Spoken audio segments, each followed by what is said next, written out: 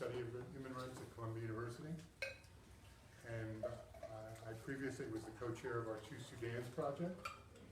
So I was a Darfur peace activist in the past decade and felt very strongly that we needed to go into a political transition for Sudan. At times that felt like a bridge too far. And then we woke up this morning and we saw the reports of what was going on in Sudan. So it's both a moment of great opportunity, but also a moment of great peril. So we were pleased to note that President Bashir has been taken, quote, someplace safe. Presumably that's a 5-star detention center somewhere. We also saw the statement from the defense minister, Ibn Auf, about a 2-year political transition, a declaration of process culminating in an election at the end of a 2-year period. We also see that the protests in the streets are supposed to stop because the government has established a curfew from 10 in the evening to 4 a.m. So the people power in the streets that led to these changes are supposed to be interrupted while the government manages this transition. When I spoke to some Sudanese friends early this morning, they were initially celebratory about the events, but I think the celebration has given way to concern. Ibn Auf is not someone that is well liked in Washington because of his role in Darfur, having committed crimes there. And the crowd of people that are managing this transition is the same crowd that's been running the government for the past years. So are we really embarking on a process leading to someplace better? Will the people of Sudan welcome these changes, or will they continue to be in the streets demanding more change?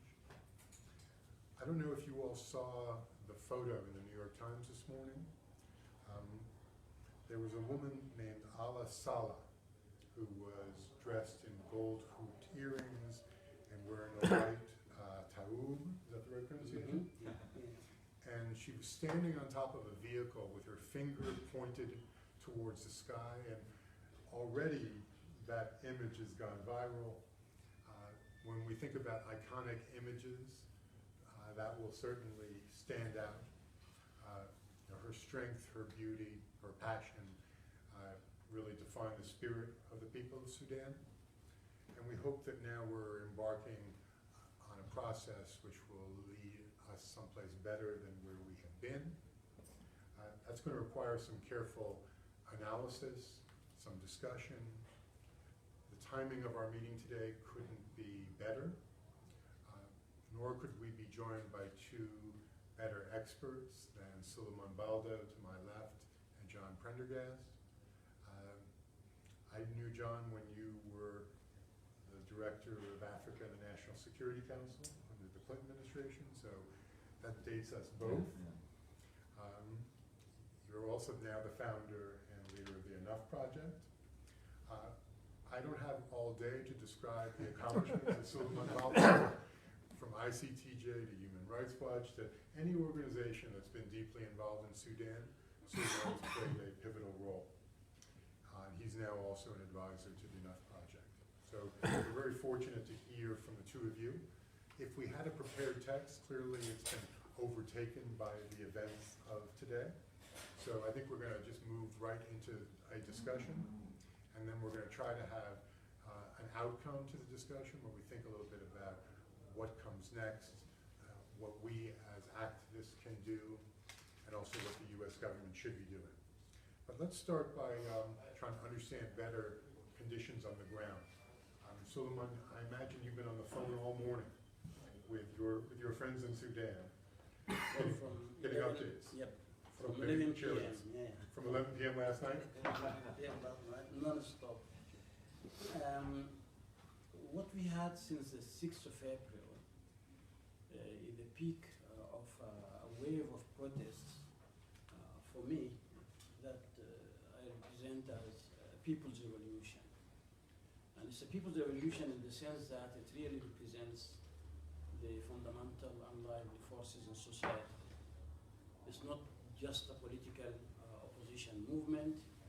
It's a combination of factors that led to people protesting peacefully throughout this period from mid-December up to now, demanding that Amr al-Bashir step down and that his regime, and that's even more important, be dismantled to allow a transition to democracy in the country and return for human rights, freedom, justice are the main slogans of this movement. It's really a societal movement, a generational movement, beyond the usual political characterization of what happens in this kind of people's uprising. And therefore, the call on the 6th of April, which is a day of collective memory in Sudan, where a similar uprising has succeeded in toppling a previous military regime, was very symbolic. And it attracted hundreds of thousands of people, not only in the capital Khartoum, but also throughout Sudan.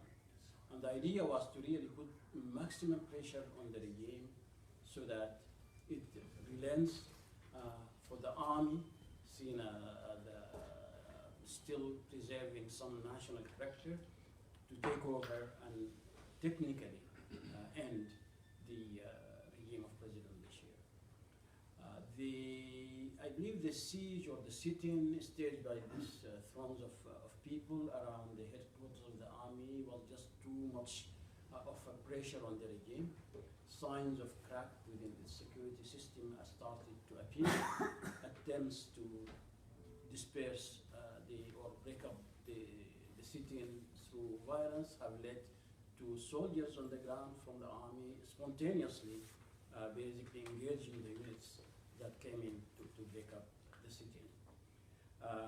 Interestingly, in the statement from Ibn Auf, the Minister of Defense and Affairs Vice President, explaining why they took power, they said, as Security Committee, and the Security Committee is the one in which are represented all the security and defense bodies of the state, the National Army, the National Police, the National Intelligence and Security Services, and the infamous Rapid Support Forces, the Janjaweed reincarnated.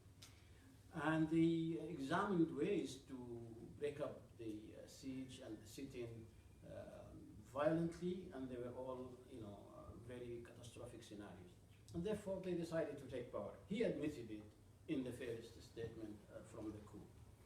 This tells me without doubt that this is a palace coup. The security and defense apparatus is one of the main pillars that, of support for the regime. The other pillars being the radical Islamist movement of Sudan, which is an emanation of the Muslim Brotherhood, and an entire financial and economic empire that the Islamist movement in Sudan has built, not only from 30 years in power, but even before that by allying themselves with likely-minded people in power from in the Gulf countries, Saudi Arabia and particularly United Arab Emirates and so on, who were financing the Sudanese under the pretext of spreading Islam in Sahelian Africa and wherever there are minority communities. So basically the Muslim Brotherhood of Sudan is the technocrats, bureaucrats of the international brotherhood movement, Islamic Brotherhood movement, and they excelled in this role during the 70s, 80s, 90s, and so on. This is what the people of Sudan were aspiring to get rid of. And I believe what we will witness in the coming days would confirm this reading of what happened overnight at the palace coup. The regime trying to survive in a second phase, a allegedly with Bashir, being under guard in some safe place. In reality, I believe he was sitting this morning watching TV with extended family members coming in and out, congratulating him for the safe exit that has been arranged by the generals of the regime. So this is the first concern.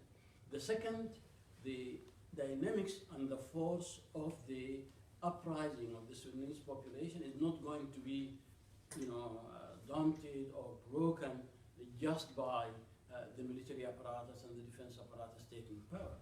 And we can expect that there will be, initially, of course, there was euphoria, but it immediately dawned on the people, this is phase 2 of the regime.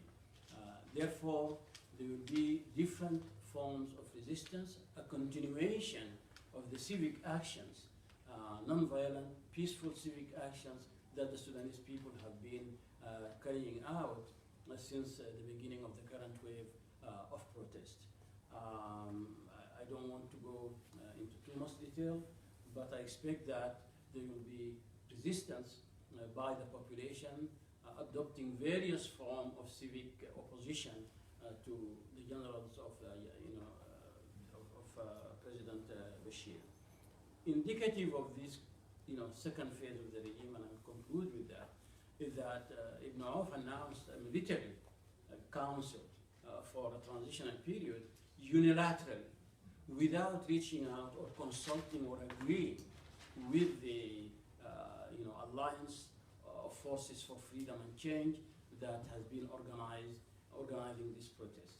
And the alliance has called on the population not to stop their protest, to continue their sittings, and we may witness a situation if the population tried today to break the announced curfew from 10 p.m.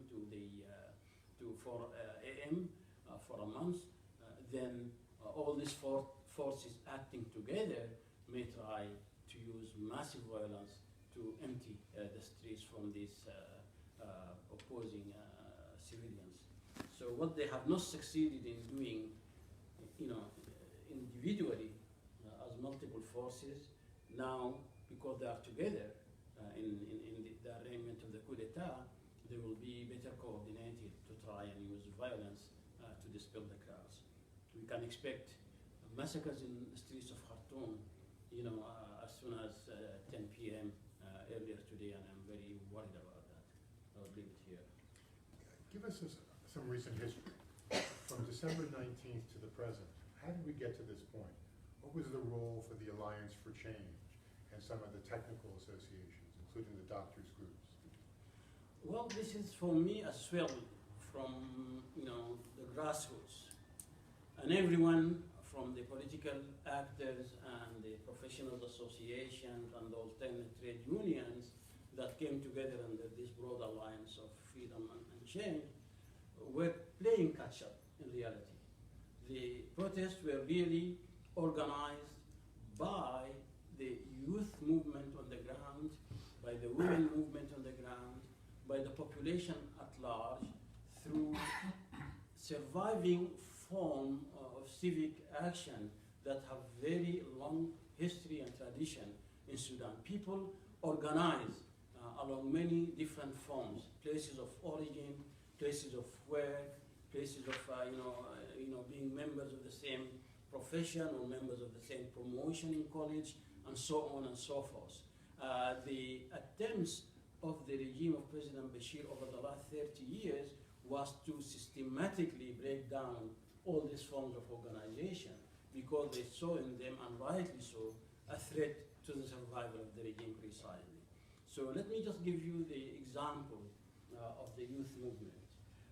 They tried before to stage a civil protest in September 2013, and this was not the only one. There were several attempts before into 2012 and prior to that. The government at the time was overwhelmed by the sudden mass of population who joined the protest organized by the youth movement, and you recall they used lethal power. More than 200 people were killed in one episode in the capital alone. There were other towns where live ammunition was also used to disperse crowds. And since 2013, the youth movement has been organizing along axes of social media mobilization around social welfare issues, emergency issues, to test their level of organization and communication so that they are ready for the next larger movement of civic disobedience. One example, for example, is to organize at neighborhood level, stage a cleanup campaign of the neighborhood. This is not seen as threatening by the security, so it happens, and this way they are testing their communication. They survive in cyberspace, and they found in WhatsApp in particular a very safe environment to do so, because they can communicate across residential areas, between different towns in the country, and remain among themselves to coordinate their movements. So there is a high level of organization that went into a grassroots level, so that when the next phase of civic opposition to the regime occurs, it wouldn't be possible to suppress it immediately, as has happened in 2013. I believe this level of organization at the grassroots level for the youth movement and women movement was the key factor in the success of this mobilization, and it has led us to where we are today. Say a bit more about the women's movement. The photo of Ms. Saleh, she was surrounded by women. Have women played a leading role in this process?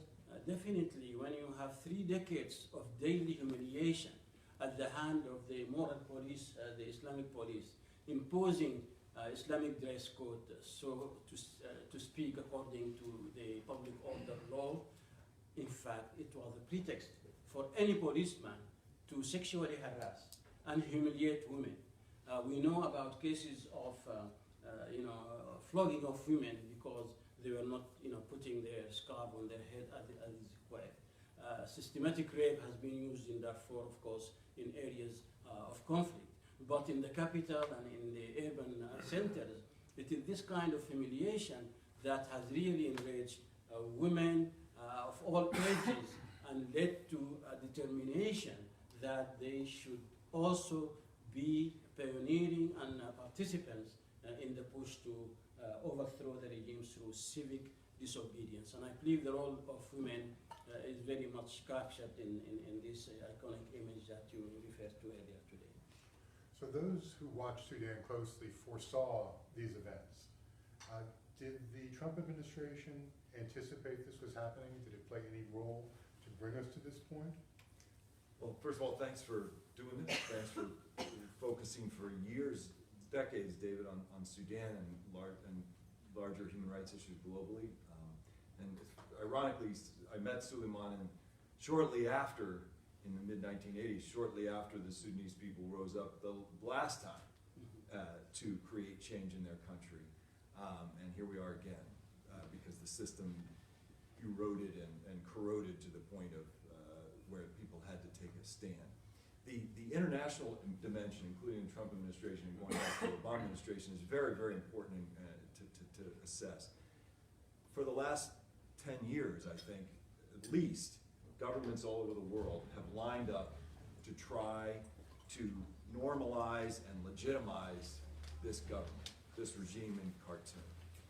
Despite the genocide in Darfur and its aftermath, despite mass corruption, growing evidence of corruption, and incredible economic mismanagement, despite a dictatorship, in spite of the persecution of religious minorities, not just Christians, but other Muslim groups, and despite this regime's support for extremist groups that actually recruit for some of the terrorist groups that the U.S. is focused on countering, despite all this, the efforts have been to normalize and legitimize this government. The U.S. has dropped most of its sanctions, and the Trump administration has been engaged in a 6-track effort to try to normalize the relationship between Sudan and the United States, to remove Sudan from the state sponsors of terrorism list, despite absolutely no changes in real substantive changes in behavior.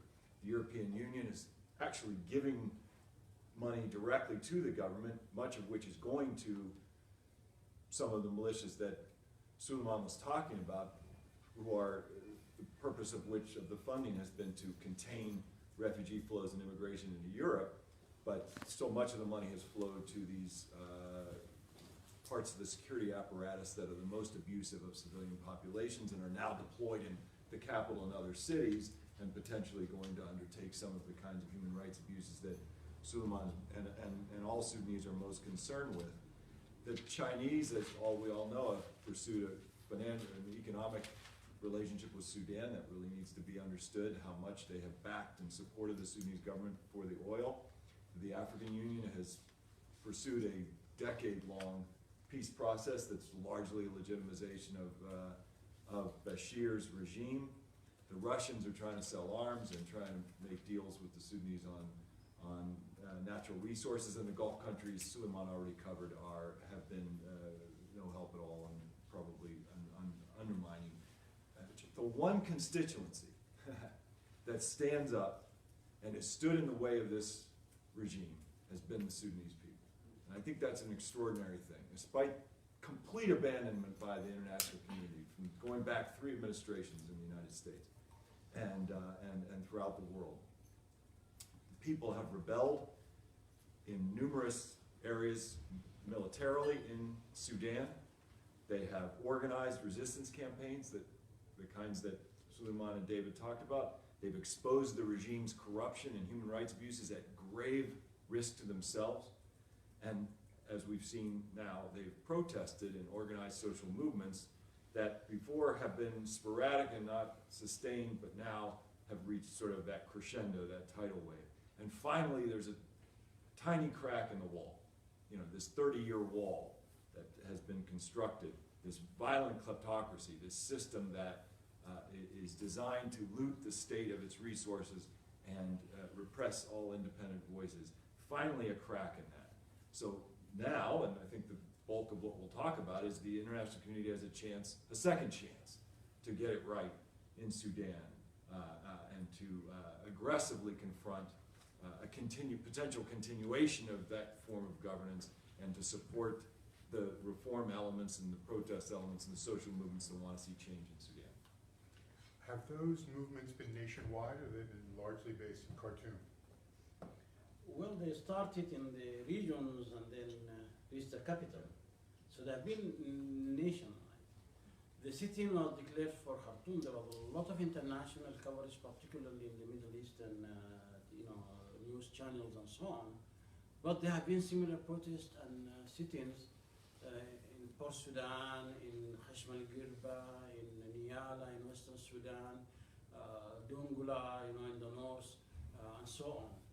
So we have seen, a nationwide, basically, protest movement throughout the period from mid-December to, culminating in this largest ever protest around the day of 6 April, continuing since then, leading finally to this, coup d'etat, the palace coup that we have been talking about. So on the 6th of April, there was a large rally here in New York at the UN. Yeah. It was organized largely by the Sudanese diaspora. My friend Hassan El-Tijani was deeply involved. That was a very broad and inclusive group of people. Do we see the same inclusive participation in Sudan itself? Hassan, do you want to address that? Well, thank you. First, I do apologize for having a problem with the cost. I do apologize for that. It was a very successful demonstration. It shows the solidarities among the Sudanese. But unfortunately, despite the success on that demonstration, we have not yet seen the support from the international community. And that is what brought this government, even though there is a crack in the current government, yet the same groups that run the government, with the exception of Bashir, we don't know what happened to him, this is the same government staying right there. What surprised us during the demonstration, the United States ambassador to Sudan, 3 times he attended the demonstration there, which is very surprised. He found the government ambassadors from foreign countries attending demonstration against my government, I would have taken action. That did not happen. And that made us think that the condition in the Sudan right now, the new government is absolutely designed and administered by the State Department. And that feeling among the Sudanese let us feel that there will be no support to Sudanese people from the United States. We are disappointed, and I hope I'm wrong, but this is the feeling. And that's why most of the Sudanese are supposed to attend this one, but they are 47 demonstrating again against the situation right now in Sudan. And they were disappointed by what they have seen from the U.S. foreign policy toward Sudan. So we know that the U.S. is going to be primarily concerned about stability, also continuing its counterterrorism activities with the government of Sudan. The European Union is always firstly concerned about migration issues. So I'm not surprised that we haven't seen the international community running to the ramparts to join these protests. What has happened and what should happen? What's interesting is and you brought up a great point, the Troika, as they call themselves, the US, UK, and Norway, which has a long history of involvement in negotiations and policy, managing international policy towards Sudan, issued a statement just a few days ago.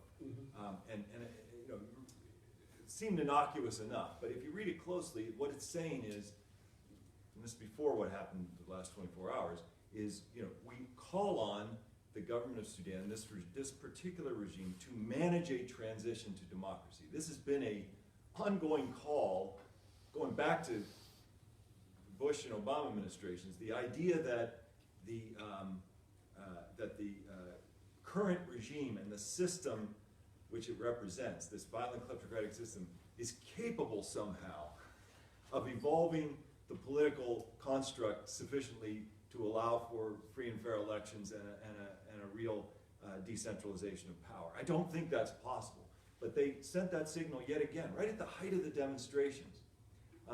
And so it's no surprise that what we get, you know, a couple days after the statement is part of that process. Look, Bashir is such a symbol of all that has gone wrong in Sudan. Let's just get rid of the symbol, or not even get rid of him. Like, as Suliman's saying, he's watching television with his feet up right now being congratulated.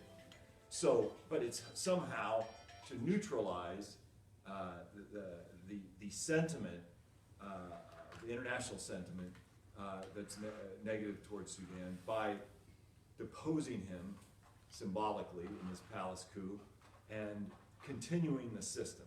And as the protests potentially melt away, which hopefully they will not, and looks like they're not going to, then the US and European Union and other governments around the world can get back to business as usual with this regime, with the objectives that you pointed out, David. So I see this, again, the only chance we have, two chances. One is that the Sudanese people continue to protest and don't compromise, don't allow these kinds of compromises to occur. And secondly, for voices in the international system to challenge this and to say this is not going to lead, no managed transition managed by people who have committed war crimes and crimes against humanity and even genocide and are responsible for the kind of human rights abuses that this crowd has been, will be able to constructively put forward a transition plan that's going to lead to democracy. So Ibn Auf announced a transitional council. Is there any civil society participation in that council, or is it all members of the ruling elite? No details were given on who is, represented in that transitional military council. As I said earlier, and I would repeat here for significance of the, what happened. This was a unilateral move by the security pillars of the regime of Omar al-Bashir. Therefore, all the security and defense agencies in the country, they did not reach out to the alliance of freedom and change forces that has been behind the organization of this protests for the last few months. The idea was that you know, the pressure on the army would lead to the army taking power and then reach an accommodation with the civilian forces for a transitional period in which the Alliance for Freedom and Change would be in charge of the transition, first to stabilize the country. Sudan is facing economic collapse. It's facing real crisis at all levels. Shortages in essential commodities from bread to fuel to medicine, you name it, all the essential and necessary things. The country has been at a standstill for months. Actually, for more than 18 months, we had three cabinets formed to manage this crisis, and failure after the other in really bringing control. So the military and the security have decided to act alone, no representation of the organizers of the protest. There will be the responsibility of continued failure and of continuing to drive Sudan economy to the ground, its security and the protection of the rights of its population will continue to be ignored and violated, and I don't expect any improvement under this military council. Elzar Barkan. Thank you. So, are we looking into a Arab Spring 1.2 with Algeria and the fact that after Syria, there's not been, obviously the attractiveness of rebellion was really faced the fear of repression, very violent repression. So, and Sisi in Egypt as well. So how do you think that the regime will respond? At what phase of this kind of a spring which starts with the movement and then being repressed are we facing? Is there enough cohesion among the movement for change to actually present a plan, a program to the military? And then we can look also as an analogy for Myanmar, where a movement was co-opted by the military. So in a slightly, before we get to the local, which is extremely interesting obviously, how do we see that as in the context of uprisings, like recently? In relation to what happened in the Arab Springs, the protests in Sudan have been, self-declared and, consistently observed as peaceful by those who, are in the streets to demand basically for the regime to be dismantled. There are no armed elements within the protesters in the civic movement of Sudan. This is an entirely civic movement of different components of society, and the society altogether taking part in it. In fact, the violence and the arms are on the regime side. They used live ammunition on these protests right from the beginning, killing dozens, injuring hundreds, beatings systematically of those who are protesting for the last 4 months, torture consistently and systematically applied in the detention centers of the National Intelligence and Security Services. Despite all this violence from the regime, the protesters have remained cautiously and basically determined to observe non-violence and the peaceful nature of their movement. And therefore, I don't expect a situation like in Syria, for example, where there were different factions that were armed among those seeking towards President al-Assad. In Algeria, it's a similarly civic movement, but there, the security agencies, the army in particular, and the national police and security have been very observant of the rights of the population to express itself, and we haven't seen the kind of systematic violence against civilians that has occurred in the context of Sudan. There were only very recently attempts to disperse crowds by water cannons and some tear gassing had occurred. But by large, this has nothing to do with, in terms of comparative, reference with what happened in Algeria. With regard to the Libya scenario, Muammar al-Gaddafi didn't leave intact any state institution or civic institution in the country. In Sudan, by contrast, you have very strong traditions of civic movement, and as I tried to explain earlier, people organized along different forms of economic or social or geographic affiliations, religious, by Sufi sect and so on, and therefore there is a certain cohesion in society, and it is that cohesion which is responsible for the wide success of this civic movement to date. The alliance of freedom and change is very coherent because it consists of representatives of the civic movement and the political opposition. Political opposition, of course, has been very fractured with a lot of inside divisions and disputes, but the magnitude of the people's push for change has really disciplined them. They have been working together to improve their teamwork. They have technical teams preparing alternate policies and policies for the stabilization of the country during the interim period. And therefore that opposition had something to offer to manage the transition, and it is quite remarkable and very significant that the military and security apparatus of the regime decided to ignore them and to go ahead alone in taking power.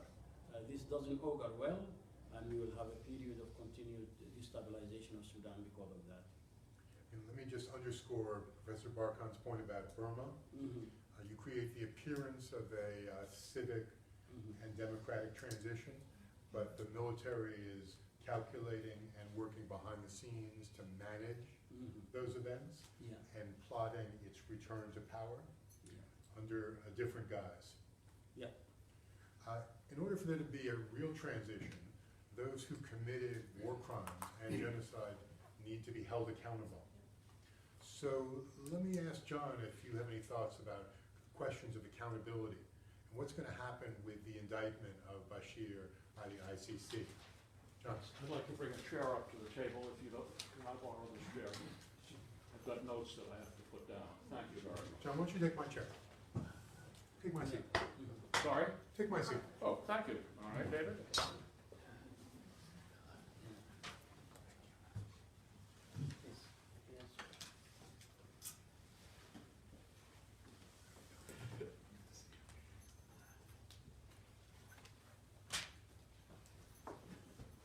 First, I want to thank David for including me in this very important and ultimately timely moment meeting.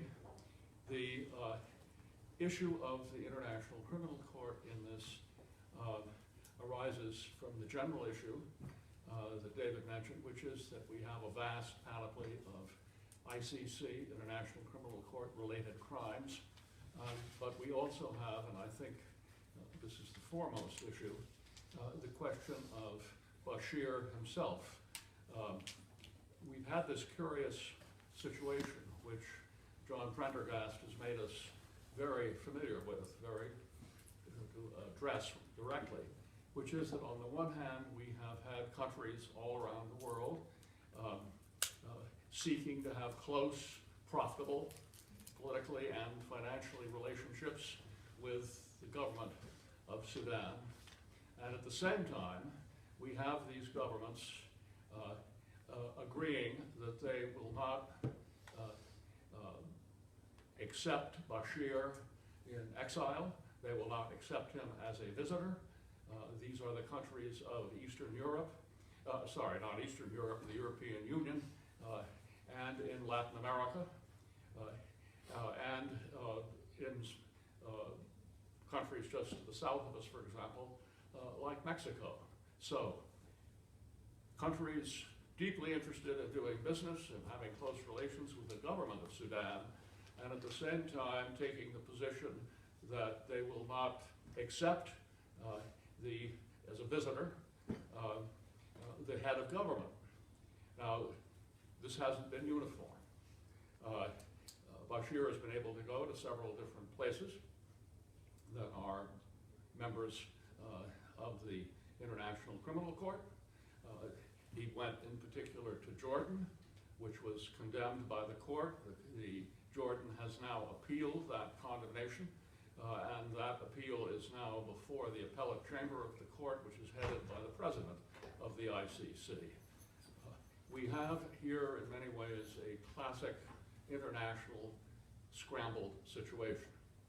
Now, the clarity comes to this because now Bashir is no longer a head of state.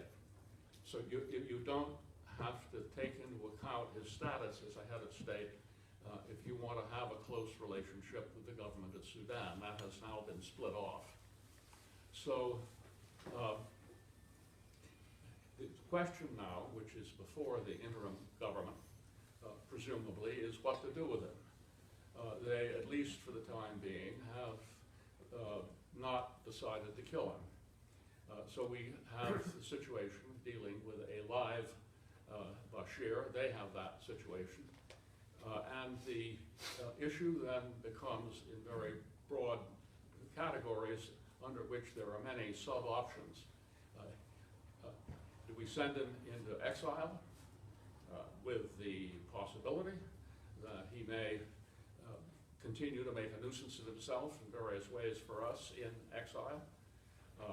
There's also the question of, now that he's on his own, who would take him as an exile? Not very many countries would be prepared to do that. The second option, obviously, is broad category, is to send him to the International Criminal Court. Sending him to the International Criminal Court in some ways means that you get him out of town, get him out of Khartoum, he's in jail, his ability to make trouble is completely eliminated, or largely eliminated, and he will stand trial, presumably, and I'll get into details about that in just a moment. Do it briefly then, John, okay? What? Do it briefly so everyone else can Just participate. to show what would happen. I'm not going to go into any detail, David. The huge problem with that for any government in Sudan is that if he is tried, the behavior of people who are associated with him in committing crimes is going to become clear. That, I imagine, will be a substantial deterrent to referring him to the ICC by people who are currently, military people who are currently associated with the present interim government in the country. The temptation to send him is strong, and the deterrent to send him is strong. The problems of having him in exile are substantial, and this is the dilemma which this current government confronts. Just a couple of conclusions here.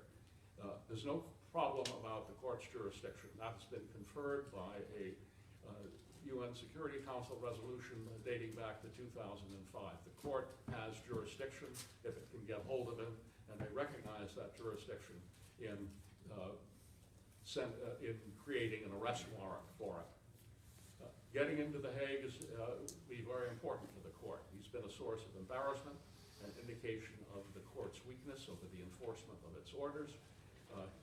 He will, being able to try him would remove a big indication of some of the court's weaknesses, would be a triumph for the court in many ways, and would also indicate the value of the court as a permanent organization whose jurisdiction never ends once it's established. Those are big temptations for the court. As I say, the obstacles in his going there are very substantial. I'd just like in a few words to say that if they got into the court, there would be a preliminary hearing in which he would be confronted with the charges in Arabic and told to get himself a lawyer and prepared to respond to those charges. Some months later, there would be a confirmation of charges hearing in which he would make such rebuttal as he can with the help of a lawyer to those charges. Under present circumstances, it is almost unthinkable that the pretrial chamber in that second hearing would do anything but to commit him to trial. That's a very short-term, brief appreciation of the situation involving the court. There will be the same countries that were so eager to have a relationship with the Sudanese government under his control will be putting pressure on to try to get him to the court. There is a strong desire, partly because of the embarrassment that he's caused by countries in Eastern Europe and Latin America in particular, to see him there. As I've indicated, the chances of their succeeding, of the court succeeding, or anybody succeeding in getting him there is very limited. Thank you, John. So let me ask some of our Sudanese friends in the room. Is it important for Bashir to go to the court and face justice? Or is it acceptable for him to remain in country? Thank you, John.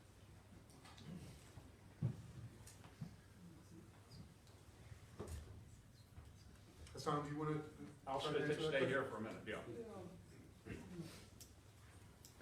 The question is, as of now, the possibility of the Sudanese to maintain their strength up to this point, 85%.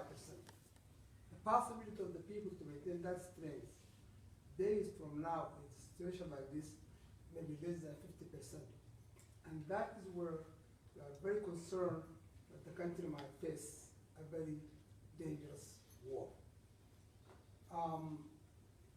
So it is better off, I believe, if it's taken right now to ICC, at least that door will be shut, and then people can think what is our alternative.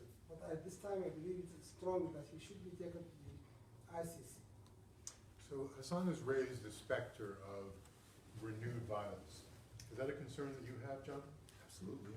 I think that the scenario that Suliman sketched out, if the security apparatus holds together and if there is a willingness to go after the protest movement over the coming weeks, then we're talking about significant and serious attacks against civilian populations. But the bigger issue would, of course, be splits within the security apparatus, the various security services. And if that unfolds, then we're talking about potential civil war. In Turkey, when they had the Gezi Park demonstrations, they were able to monitor the participants through their social media accounts. Has the government of Sudan been monitoring communications? Suliman? As I said, social media has been a key tool for mobilization for these protests. The government, levels of encryption of modern apps, are high. It's not for having, to try and break encryption, but the only way they could access communications of those protesting in the streets was to force them to give access to their devices. They have also tried to shut the internet down or to slow it very, to very creeping pace so that people are not able to go and communicate through social media. This again hasn't worked because people used virtual personal networks to access the internet without the government restrictions and so on. So there have been, but there is a very active, cyber jihadist unit in the National Intelligence and Security Services with a lot of resources, technicians recruited from across the globe to help the government of Sudan in surveillance of communications, all ordinary audio communications on phones, and so on. But I would want to come back to the issue of the ICC, if you allow, David. Sure. Because, this is a friendly coup d'etat. And the Sudanese military establishment is never going to think even of handing Bashir over to the ICC. Why? Because they are his partners in crime. This is true of the military, this is true of the National Intelligence Security Services, of the National Police. And look, for the Rapid Support Forces, this is the forces of the Janjaweed reincarnated as the specialized unit now of the armed forces, with Hemeti, who is very well documented of having led the first contingents of the Rapid Support Forces into committing widespread atrocity crimes in Darfur, West Kordofan, South Kordofan, even in the capital Khartoum, in Eastern Sudan, in Kassala, and so on and so forth. He is a war criminal. So we wouldn't expect war criminals to hand over another war criminal to the ICC. Ibn Auf is sanctioned by the US for his role in orchestrating the Janjaweed campaign in Darfur in 2004 to 2005. That was by executive order of President George Bush in 2007. Ahmed Haroun, who was the presidential aide and appointed to whom he delegated his powers as head of the ruling party, is a co-indictee of the ICC. This is the kind of crowd that is now pretending to pull Sudan out of crisis and to reform whatever needs to be reformed in the country. They are first culprit in wrecking the country and committing all these crimes, and they have no credentials whatsoever or legitimacy whatsoever to pose as reformers. We shouldn't really fall to this deception. It's a deception staged at the largest level, and I think we really need to be very vigilant because there will be, out of expediency, attempts to recognize this change as, a genuine change. I'm thinking of, all the countries that have been working very hard to normalize their relations with Sudan, and we're saying, they want the regime to manage a transition. So this is a managed transition that, these forces are talking about, and it's not acceptable for the Sudanese people. The woman there? Thank you. Could you identify your name and your Yes, affiliation? sure, I will do that. I'm Susie. I'm sure I'm not Sudanese, but I'm a South Sudanese, but I'm still feel like I'm a Sudanese. Yeah. So I was actually giving my Sudanese brothers and sisters chance president, but I felt I'm a Sudanese. So the issue of accountability is a very good issue, and thank you so much. You have highlighted most of the things really that hard that we all here agree, because I always say African leaders. I'm sorry to say that, but this is the same way. So the issue of accountability is very important because it's the only key element that's going to protect the African continent from a series of corruptions, series of atrocities, commission of the crimes against the citizens and the civilians. So it's one thing that I would ask my brothers from the Sudanese, the country of Sudan, to continue demand the rightful and popular demand. So Umar al-Bashir exemption from the ICC will cause more harm to the Sudanese generations, and it will definitely forever be a serious and a continuous crime. You have highlighted that this same group, I was talking to him, I met him, and I told him that I'm not a Sudanese, but I've never slept last night, let me be honest to you. I was following this thing critically on point, because I have my people from my country who have left the country because of the same situation. From South Sudan, we live in Sudan. And I was following the same thing. And I felt like this is not what the Sudanese people want. That's my opinion, So I think accountability and justice must be served for the people of Sudanese community. And Bashir have to serve his, because you reap what you sow. If you refuse to be a responsible leader, that's how it should end. So the international community should really do something, and the Sudanese people should demand the Bashir to go to. And serve his, that's what I think. Thank you so much. Thank you for that. Thank you. Sit in. thank you. My name is Suliman. The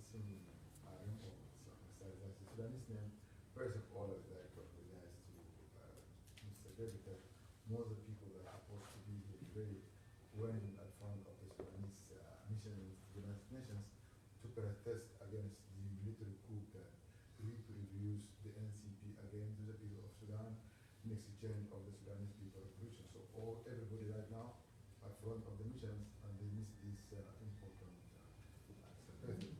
I think in regard to what you David raised, I think I agree with what Professor Baldo said regarding the accountability in Sudan. I think that the current phase or the new phase of the regime that headed possibly by our Ibn the general that he himself, the United States issued accountability or act against him in 2006 for his involvement in the Darfur crisis and so forth.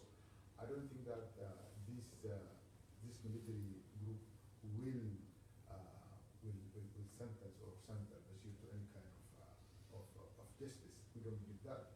Neither we believe that any element of the current NCP will even think about putting al-Bashir in any situation rather than to keep him as he is right now, president from the back seat and monitoring all the situation. Al-Bashir, the main reason for him not to deliver the power, to give the power of the people of Sudan for the last 10 or 15 years because of the International Criminal Court. He thinks that the power or presidency would be immunity for him from going to the International Criminal Court. We believe, as Sudanese people, that al-Bashir is better for him to go to the International Criminal Court rather than to face the Sudanese people because the sentence would be totally different. We think what happened last night is totally against the will of the people of Sudan who have been demonstrating since December 19 up to date. And I think what happened is just a try of reproducing National Congress Party by a new face, and it's kind of decoration to the government. If you look, despite of, we are not sure who will lead that transitional military council. However, because our he was the one who mentioned that decree or read the statement of the generals, we think that he might be the head of that national transitional transitional council of transitional military council. I think everybody right now is waiting and see what the next few hours will show us. Everybody right now on the street of Khartoum, more than 2 million people, every single street in central Khartoum is full of the Sudanese people. The people totally reject this act or this camouflage of the Sudanese general, and I think they receive the message. And from my own perspective, that this military statement is just test to the people of Sudan and test for the revolution to see if they can accept this kind of scenario or not. I believe that that's the reason why they delayed the second decree that they promised the people that it will be for. Until now, there is no any other decree issued by them, and there is no any details about who are the members of the transitional military council. Nobody knows who will be that person. But as we know, he mentioned the Special Security Committee that consists of himself as Minister of Defense, and also Salah Ghosh of NES, as well as Himiti and the head of the Sudan police. I think all these people are criminals. Salah Ghosh himself involved in the crimes that take place right now in Darfur. Ali himself is one of those who are wanted. I believe there's 2 lists from the International Criminal Court. One already issued, and people know, and there are other 51 people. One of them is Ali as well as the rest of those who are in special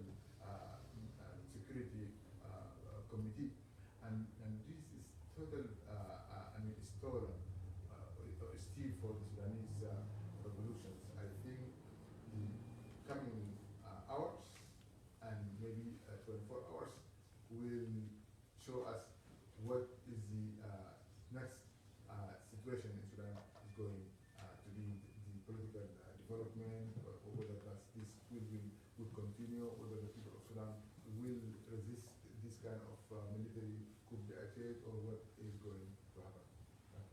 Thanks. Ben Fleming. So it's a cliche for a reason that transitions are the bloodiest parts of life within a state. So we have right now what you characterize as cohesion amongst the military apparatus underneath Powell's coup as an attempt to have regime 2.0. We don't want to allow that, and if it should fail, whether through civic demonstrations or other things, then we have the potential for infighting amongst the security apparatus of different armed groups within there, which you characterize as a road to civil war. Is there a way not to allow regime 2.0 without, is it inevitable to lead to civil war, or is there, what is it that's required of the international community to prevent that? Because those seem like the two options, and neither one are good options. Let's try to answer that question in a moment, but let's hear from Jonathan first. Actually, it's very related, and I have two questions, one for Suliman and one for JP. But for Suliman, when you look at the opposition, is there a logical leadership within the opposition that actually could form a government in your mind, and a viable government that represents a true alternative? And for JP, if civil war, just following up on yours, if civil war is inevitable at this point, and you have all these disparate powers that essentially seem to be at least in unity about ignoring the situation at the moment, is there an economic incentive for all of these people who have chosen to ignore the situation in the event of a civil war, given that there's a logical government alternative? John, why don't you take the first step? So to try to pull together a few different themes, and finally with what Jonathan just asked, a number of people have said that the legal option for accountability seems unlikely, that this regime that is emerging, which is the same one that existed yesterday as exists today, is not going to turn over one of their own. But there are other forms of accountability. We should continue to advocate aggressively for the legal version, but there's also forms of financial accountability that are preventative and are focused on the root causes of, I think, Sudan's greatest vulnerabilities. And the root causes of the conflicts that have plagued Sudan for years and the dictatorship, I believe, are centered around the form of government, the form of the hijacked state that this regime has perfected.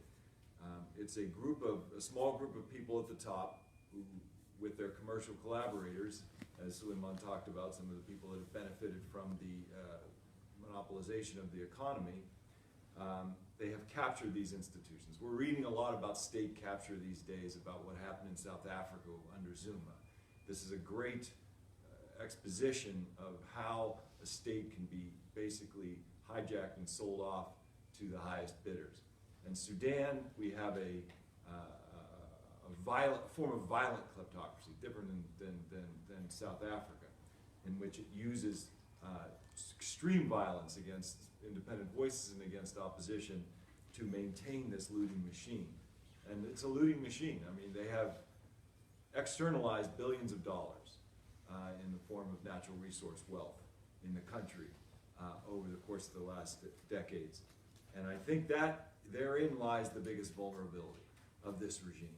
And therein lies the point of leverage that the international community has simply not touched. And that is utilizing the kinds of tools of financial pressure that are used when the international community gets serious about a particular issue, counterterrorism, countering nuclear proliferation, countering drug trafficking, pushing or pressing a state that is considered a pariah. And we haven't used these tools in any way. We haven't used the new authorities that the United States Congress has enabled, called Global Magnitsky, which allow for the sanctioning of networks who are responsible for corruption and human rights abuses. This is tailor-made for what is happening and unfolding in Sudan today. Has bipartisan congressional support. We can move on the Sudanese regime, these elements of the Sudanese regime that have benefited from this human misery for decades, very easily. And secondly, you can only imagine that as the situation deteriorates, that those that have stored up a lot of the stolen assets are moving them through the international financial system. The capital flight is probably accelerating. So going after that money in the international banking system, because a lot of it is moving in US dollars, is another major vulnerability of this regime. So we have these tools. We use them in Iran. We use them on Russia. We use them on North Korea. I would strongly propose and suggest that this is a tailor-made situation to demonstrate to the regime in Khartoum, no matter who's leading it, the system, that the international community is serious about altering the trajectory of that country in a more positive way. And I think going after the money, following the money and finding it and freezing it and seizing it, this looted assets, which is the raison d'etre of this regime and its use of violence to sustain itself, is the way to address that. The community here has done an excellent analysis about the range of tools that exist within the U.S. government to restrict travel and assets. There's a paper that itemizes them that I think Mr. El-Tijani could make available to you and to others. Yeah. Suliman. Yeah, on the question of transition, it's not in reality a very coherent security structure. Over 30 years, the regime of President Omar al-Bashir has sought to prove itself against coup d'etats. And the way it has done this is to really create parallel competing armies. And at the same time, use a very elaborate system of patronage to recruit militias of all kinds. Student militias in campuses that are armed, that are backed up by the student directorate in the National Intelligence and Security Services. Tribal militias in Darfur. All the major tribes of Darfur are militarized. And also this has extended to Western Kordofan and so on. Ideological militias. Former First Vice President Ali Osman Taha threatened protesters at the beginning or midway in the protest that we will get out our shadow squads of militias to suppress the protest violently. So we do have ideological, political, student, tribal militias that are not even counted within the regular forces of the security structures. Some of the tribal militias have been incorporated in the regular forces. This is the case of the Rapid Support Forces, of the Border Guards, of the Desert Shield. No one mentioned that, large militia among the Kababish in Northern Kordofan, for example, where I come from.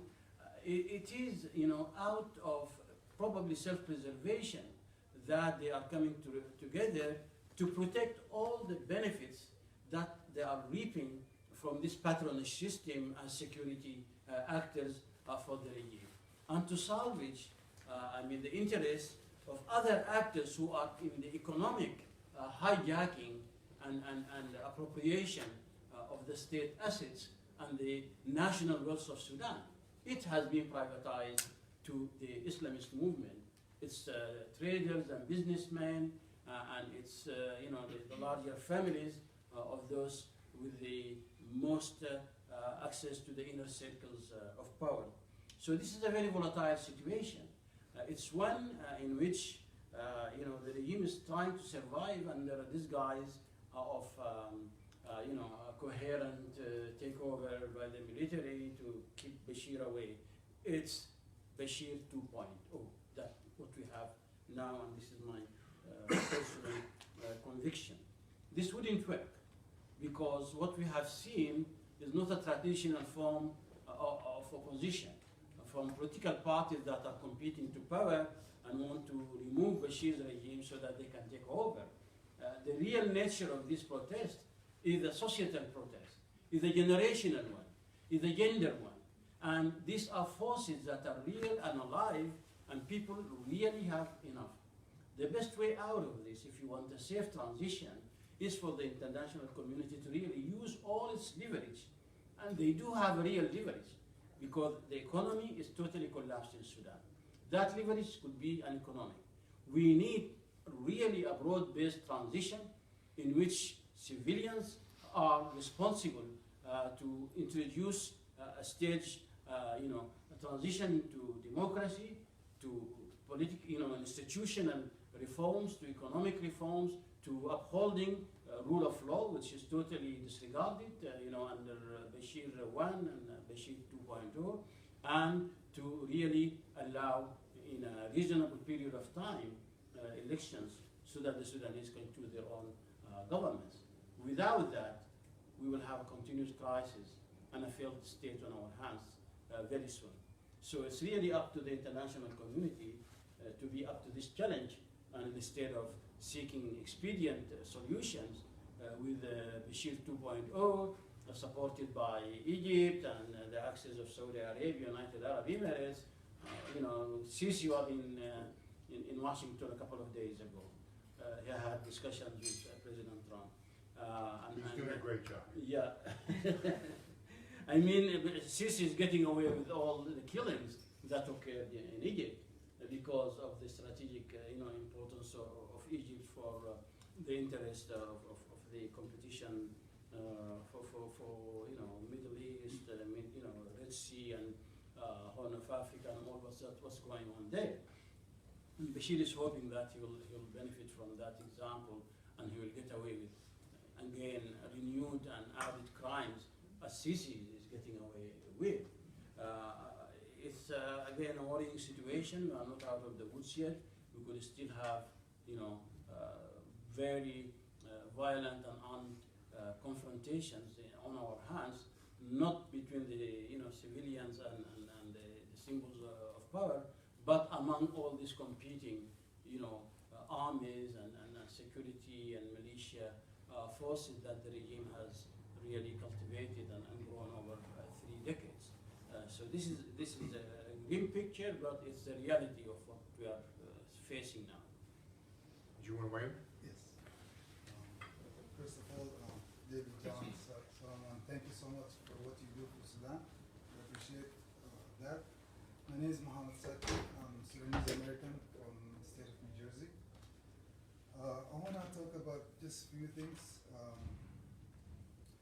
First of all, Bashir, which I can say the former president, which is news to 66% of Sudanese people are under 30 years old. So it's huge for us today.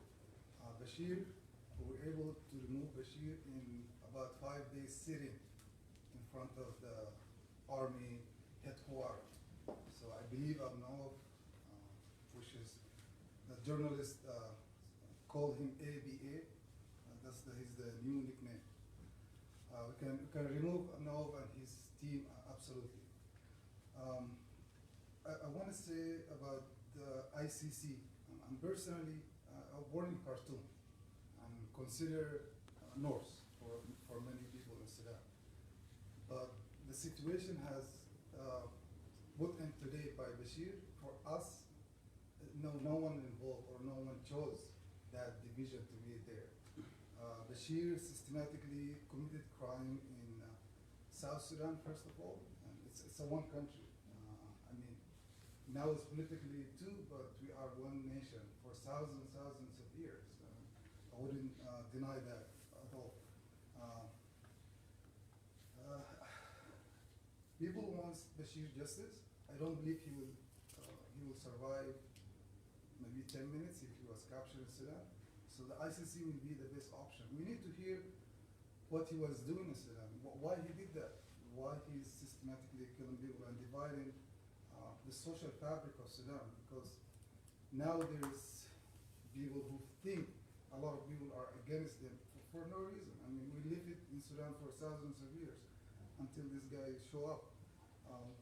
What we need from the international community to put pressure on the people who supporting the regime, especially that the Arab, Egypt and Saudi Arabia and United Arab Emirates, because they're benefiting from Sudan. They're taking advantage of the wealth of Sudan today and supporting this, even this new chain. Amnok is considered part of Saudi Arabia alliance, and he's supporting Saudi Arabia in Yemen. And he's taking our people who already died in Sudan and threw them in another war.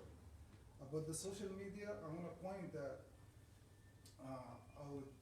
after everything is done, we will thank these social media groups, platforms, which is allow us to unite and gather, especially WhatsApp, first of all, and Facebook, YouTube, Facebook Live. Facebook Live made a huge change on this demonstration because we've seen 2013 versus 2019.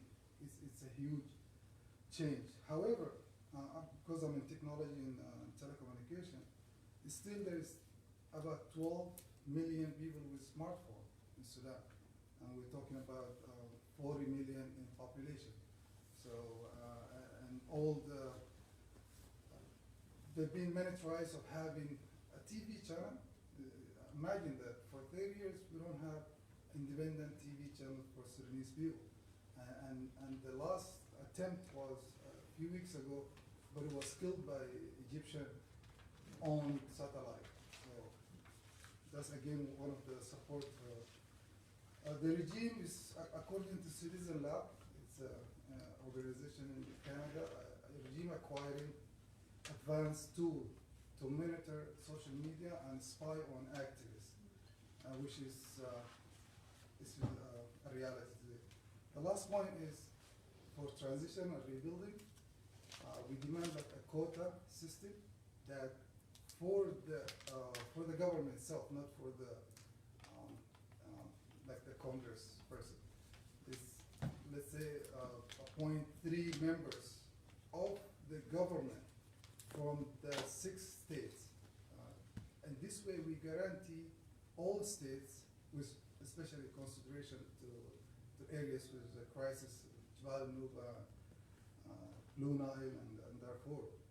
But by doing quota system and direct election from these states, we guarantee that the weak parties and all happening today will not take off power, and we go back to the same issue. Thank you.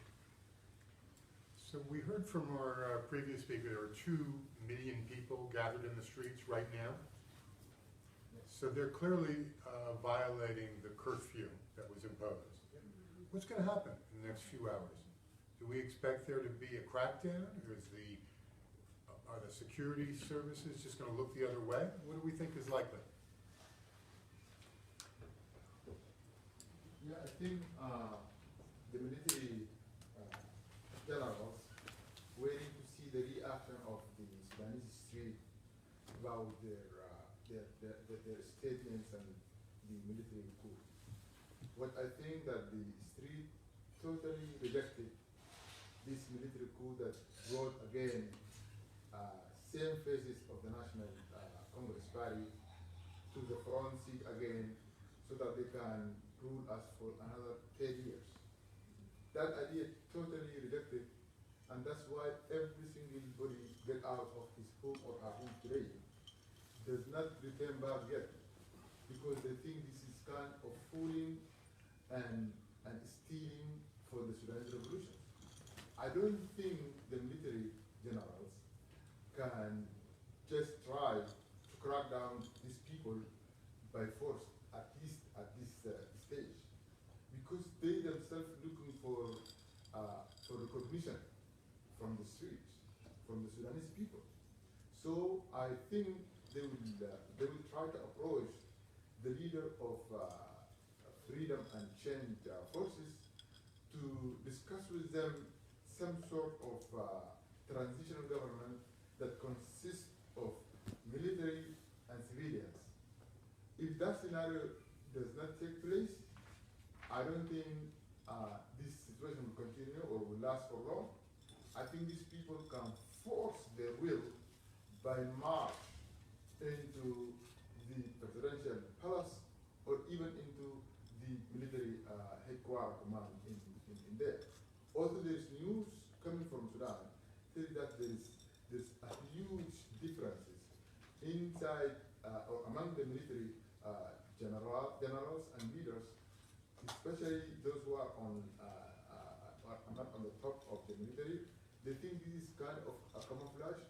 They don't like the personnel that they already leading this coup, and that may result in consequences that maybe there is a confrontation between these generals who supported by Hemeti and his militia and national security and intelligence forces, and on the other side, the whole military, the people of Sudan. So if they decide that this situation will continue, I think maybe there will be confrontation between them, or the people of Sudan will advance their will, and we don't know what will happen in that regard. But I would like to ask Mr. Prendergast the position of the United States regarding this situation, because we did not hear yet from the Trump administration about this military coup and about the Sudanese revolution in general.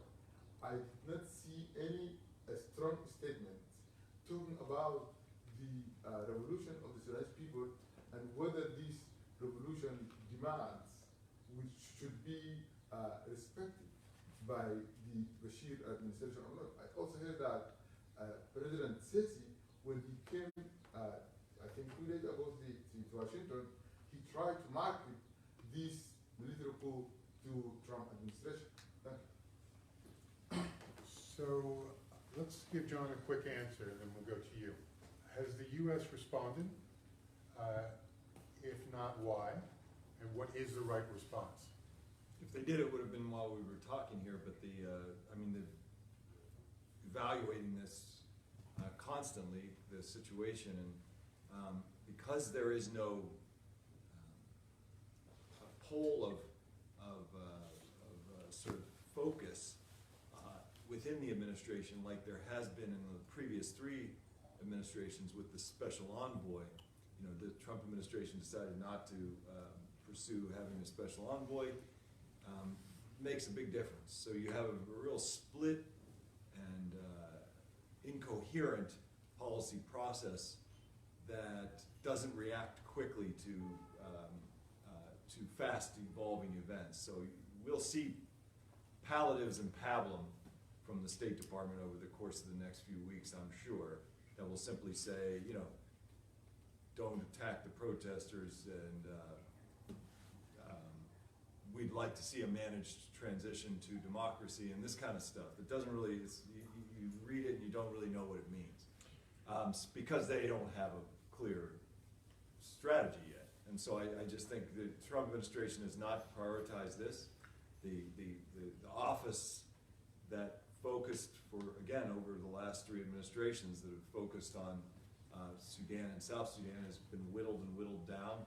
And you know, the people that are looking at the issue of Sudan are also dealing with a number of other countries around the world at the same time. So their bandwidth is very limited.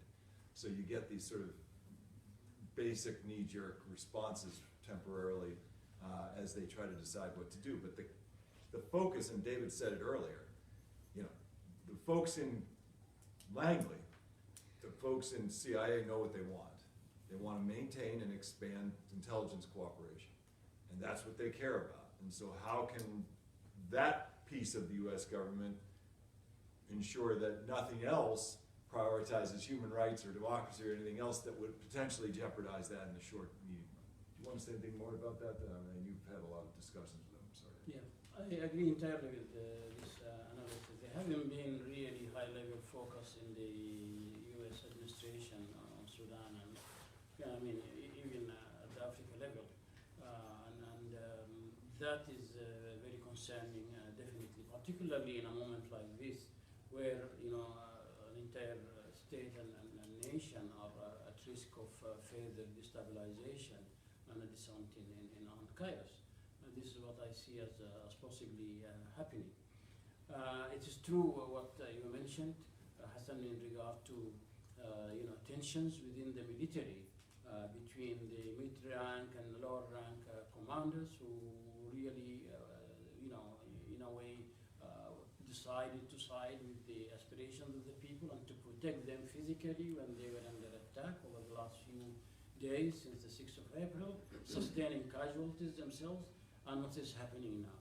And they wouldn't want to see that in their name, Bashir 2.0 is allowed to happen. So I don't know what to expect in the coming period. If the population are out in the streets, this is a challenge to the new or the renewed state of emergency and curfew.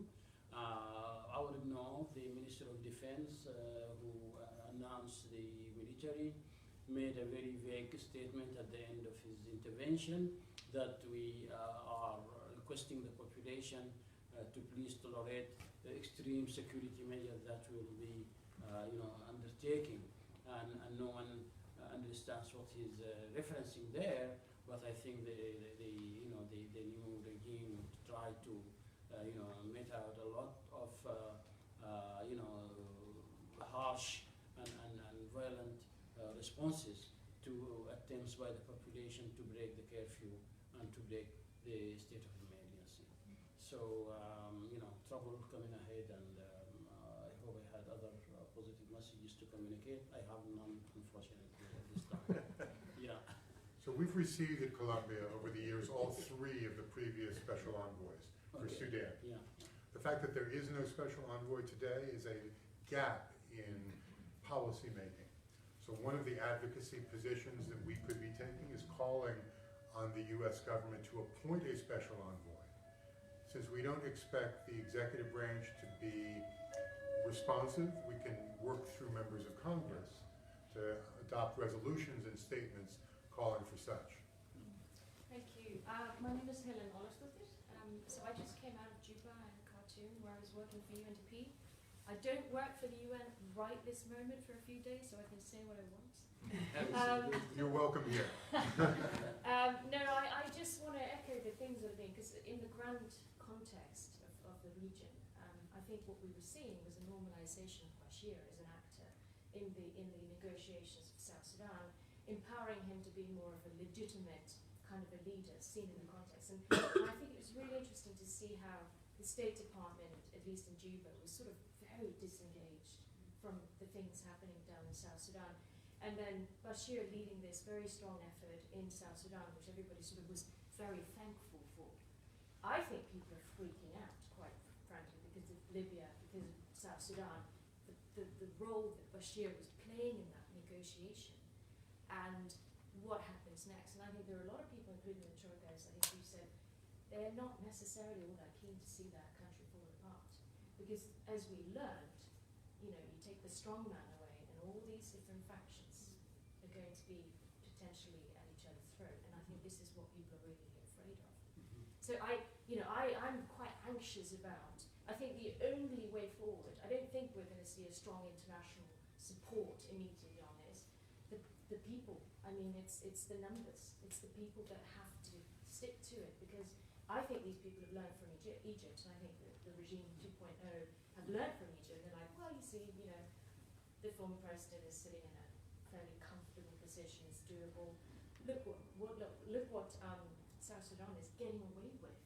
I mean, when you see what Salva-Kiir, what they're getting away with, it doesn't seem like the region even, whether it's the Ethiopians, the region is all too anxious to jump on the bandwagon to start saying something about, negative about Bashir. I just saw this statement from the Ethiopian Foreign Ministry, and it's, quite frankly, it's very, very passive. It's saying, we respect the national ownership, the sovereignty of the country, and just hope that the people of Sudan are going to be able to solve it. But there's no aggression.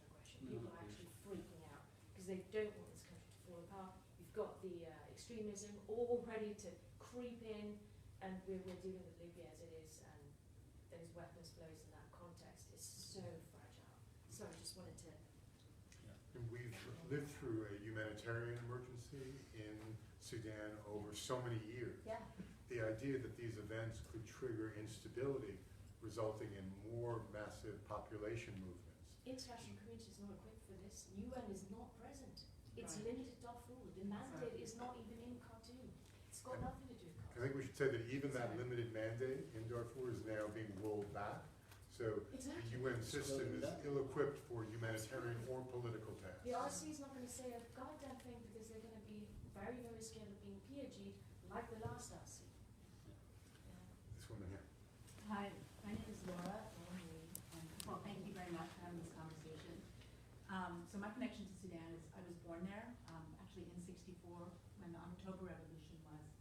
And for the last 10 years I've been living there. I'm an artist and an educator. And some general things about Sudan for people who haven't visited is that Khartoum and even today is known as one of the safest cities in all of Africa.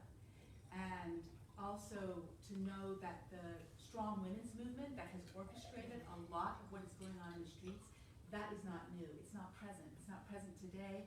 And I would ask you three amazing gentlemen that every time you sit on a panel about Sudan, that you say you will not do it unless there is a woman equally there on the panel with you. Just as I hope the transitional government will say, we will not call ourselves a transitional government unless there are civilians and women on our panel. Yeah, so I really want to say that. And also, I mean, the reality, if people have seen, because What's Up is amazing. You can see things live, and there have been the spirit of joy and real, like, one played yesterday, it's like, sometimes it feels like a festival. Some of the well-known musicians, Natsir Jaj and Sufis, have been playing music, and then on the other hand, people have been beaten, and the images of my friend's son being beaten and detained, that is also real, and it's also very minimal. And so to lift up the possibility and the real beauty of people's power is really important, because what happened today is not what people are asking for, and people are still taking a stand. So to keep lifting it up and having it in the press. And someone today was trying to tell me what the New York Times said, and I said, at this point, the New York Times ignored it for 3 months. They didn't put one story in it. And then people want to put the image of the beautiful woman, of Allah's picture, who everyone knows and everyone's seen. And that, like, to tokenize that, let's step back and say what's really there, and it really is 2 million people. It's a huge amount. So my speaking in this moment is to really there are many, many people downtown right now at the UN, and it was difficult to decide where to come. People are really asking for voices to be in the mainstream media. So to really speak on that. And I believe in the power of hope, and people are strong. Women there are very, very strong, and they're very strong. Sunnis in New York City are very, very strong, and to find them and share platforms of voice, I think it's crucial. So thank you for underscoring the importance of mainstream media. And I do hear that as a result of our discussion today, Yes. I'll be writing about I know you are. matters we've I discussed. know you are. We're happy you are. So All thank right. you. So be assured. Yes. Thank you, Mr. David. My name is Hind Shazil. I'm Sudanese activist. Just being part of those two, the UN and this lady, because a group of us like activists, we are being since the uprising, traveling back and forth and back to DC, and we didn't get anything. This is why we just reached out to Mr. David, and thank you for listening to us. Like a Columbia Human Rights Peace Center, academic institution, this is why we reach out, so we can get all this conversation and move from there. So our concern today, my concern today, like 10 p.m., when they start this Curfew. curfew. So a lot of people there, like it's not like 2 million, it's like more than 4 million. And the bloodshed is gonna start right today. This is why we need like the urgent action from you, and I think you will do that because, you know, like since this is why we did that, you know, we are here. And we are now, some of us is like, as she said, at the UN center there, and we are here, you know, to just be part of the conversation. And thank you again for doing this. Thank you. So there's a strong emotional appeal to be with the community, with the people. So those who are at the Sudan mission are expressing their hopes and fears. Those who are with us at Columbia are thinking together about strategies and advocacy positions. So I think those efforts complement one another. I'm sure that some of you want to get going down to the UN and join your friends and family there. So we're going to adjourn shortly. Let's see if there are any final statements from the floor, and then we'll go to final statements from our panel. Hassan, you're always at the top of the list. I really just to mention a woman, I just want to tell her that it's a woman for us, it is above the imagination, it's beyond our language capability to express. Him is the presence of the Sudanese American community in New York. So we recognize that long time ago. I just have one question. Early this morning, when they mentioned the coup, Russia immediately responded and rejected the coup, and it's a very surprise that happened. You have any idea, according to our knowledge of how the Russia responded to any event, they take the time before they something. It was half an hour after they mentioned that, they immediately issue a statement that this is illegal movement and not acceptable.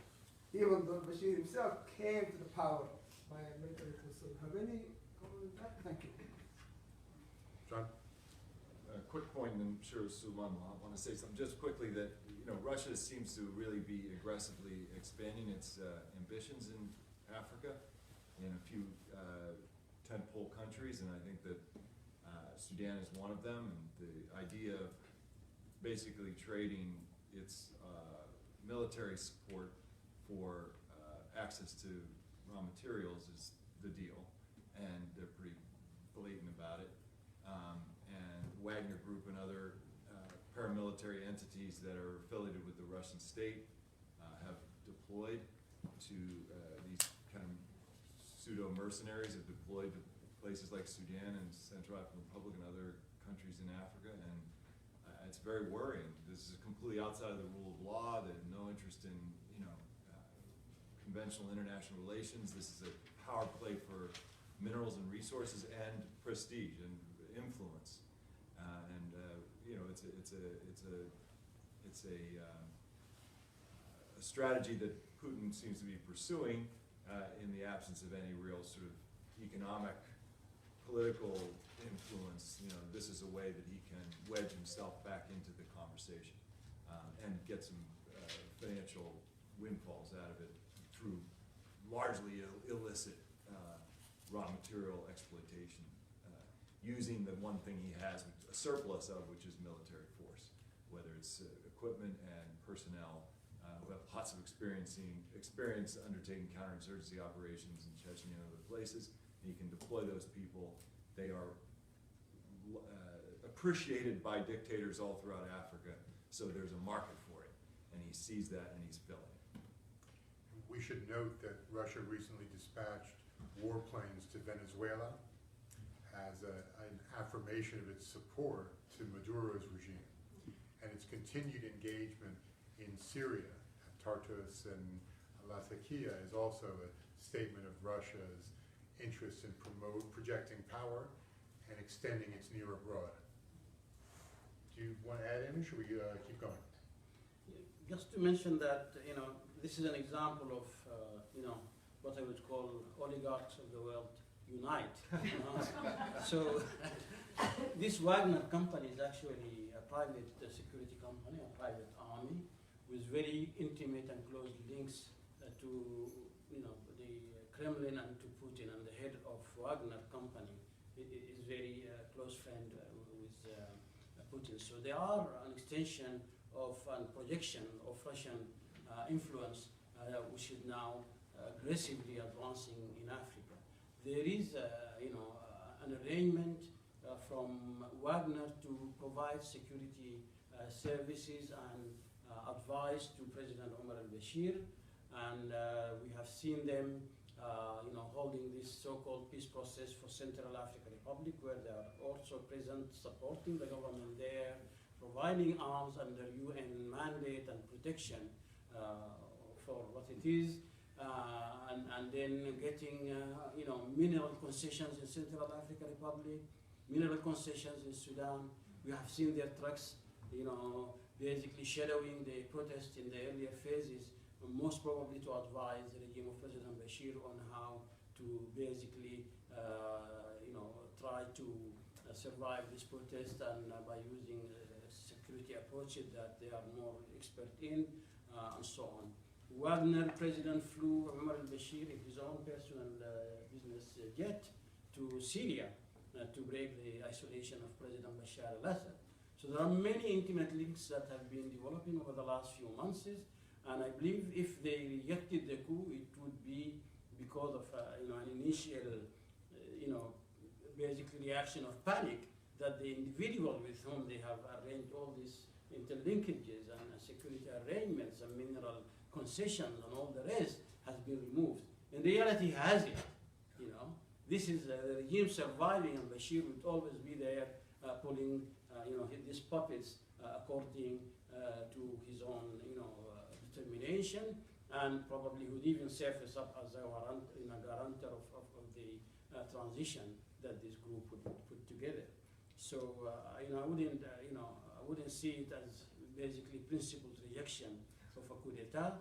It would be motivated by the heavy interest of the Wagner group in Sudan. They are the ones who are determining, Russia policy in Africa. I don't think there's a word in Russian for principle. Are there any other statements from the floor before we hear from the panel? Just a quick question about Magnitsky Act. How we push maybe U.S. government to put pressure to implement the Magnitsky Act that could put more pressure on this government. Magnitsky Act. How we.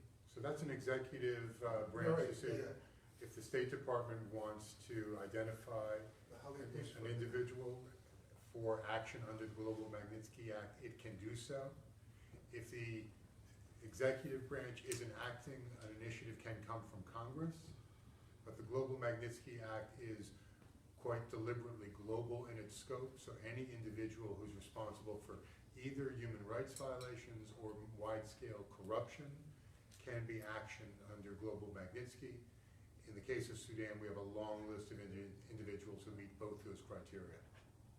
But Sim, do you want to have a word? Yes, regarding the Russia statements, I heard that that is not official statement from Russian government. However, it is a statement by the Federal Assembly of Russia or the State of Duma, and it represents the official position of the Russian government. So that explains it. So let's go to John and She wants to speak. let's hear from you. Hi, my name is Tanya Jones, and I've been following Sudan since 2004. My question is for John. I just read that the UN Security Council is supposed to have an emergency meeting within the next 2 days. If you were in a room with them, what would your first priority be? For my first priority would be the protesters' safety. So what would your priority be? Well, I think that, the Security Council, unfortunately, is so badly divided, almost impossibly divided because of the dynamics we were just discussing. It's Russia and China on one hand and the U.S., but the U.S. isn't even going to stand up for it. So I think that I wouldn't look to the Security Council for leadership on this issue. I think more likely we'd see if, and this gets to the heart of your question about global Magnitsky, that the U.S. Congress, key constituencies within the U.S. Congress who have cared about Sudan for a long time, press the State Department, press the Trump administration to take action, that's probably going to be the vehicle by which we can see a little more robust response from the United States. Similarly, parliaments in European Parliament and national parliaments in Europe will be key in pressing the French, the Germans, and the British to and Norwegians to take more robust action. So I just don't see much hope for the Security Council doing more than just saying something very, very vague about the importance of you know, a nonviolent response to the social movement that is unfolding in Sudan. So let me add that in just the past hours, I've had discussions with a senior member of the European Parliament and your senior Norwegian official about this meeting, and I'll report back to them some of the views that you all share. In a multipolar world, we can't rely on the United States to take the lead. We need to look to other allies.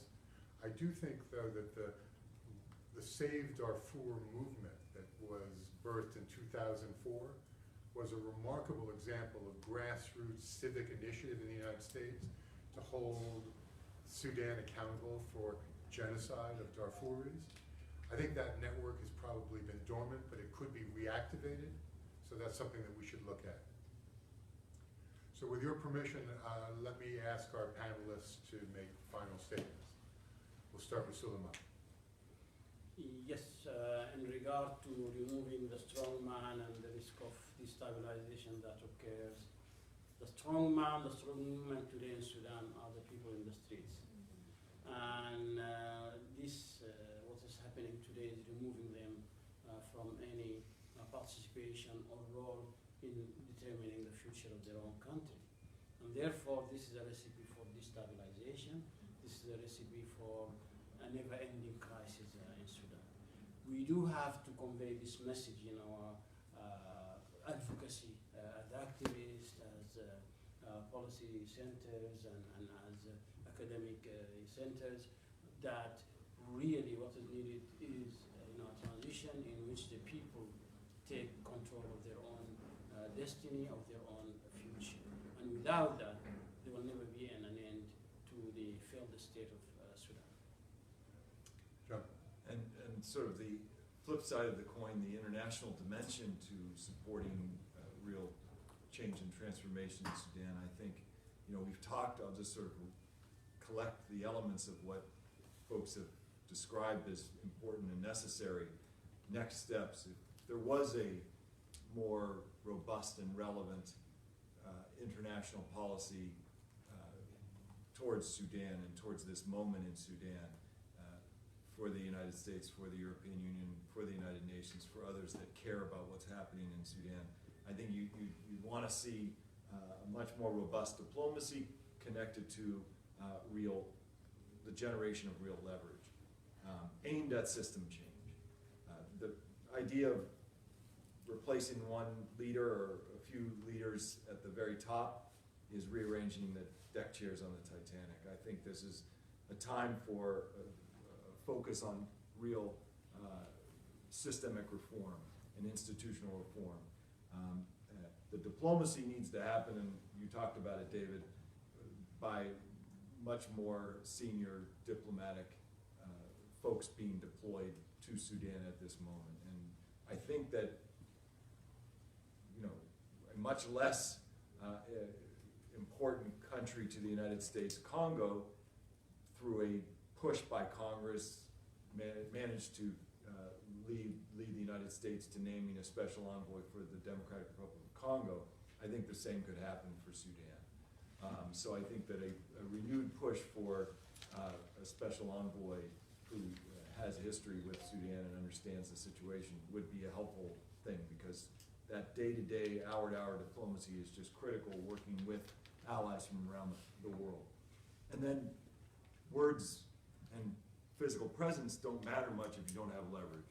And that's where I would go back to the point about creating that leverage, because it certainly doesn't just manifest itself naturally. You have to create the leverage by going after the stolen assets that these leadership has ferreted away in the international banking system and real estate all over the world.